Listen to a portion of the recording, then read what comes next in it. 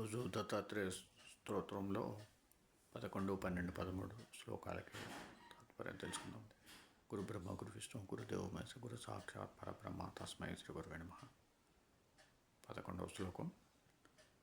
బ్రహ్మజ్ఞానమయీ ముద్రా వస్త్రే చాకాశభూతలే ప్రజ్ఞానగణబోధాయ దత్తాత్రేయ నమోస్తుతే.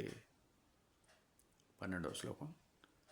అవధూత సదానంద పరబ్రహ్మ స్వరూపిణే విదేహదేహ రూపాయ దత్తాత్రేయ నమోస్తుతే. 13వ శ్లోకం.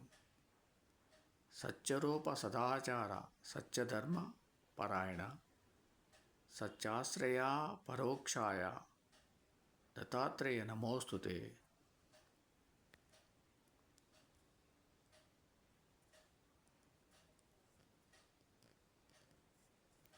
11వ శ్లోకానికి తాత్పర్యం. బ్రహ్మజ్ఞాన పూర్వకమైన జ్ఞానముద్రలో నుండువాడవు, భూమి ఆకాశములే ఒలువలుగానున్నవాడవు, ఘనమైన బ్రహ్మజ్ఞాన బోధకుడవు అయిన ఓ దత్తాత్రేయ నీకు నమస్కారము.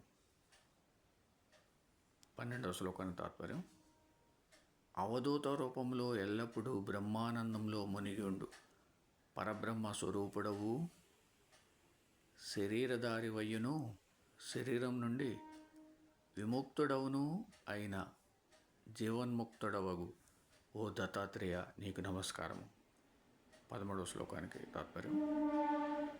సత్యస్వరూపుడును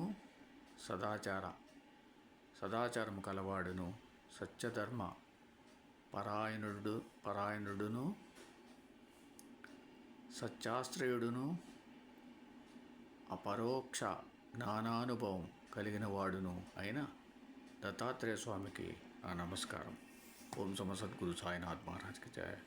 ఓం సమ సద్గురు భరద్వాజ్ మహారాజ్కి జయ. ఓం నమో దత్తాత్రేయ స్వామినే నమః.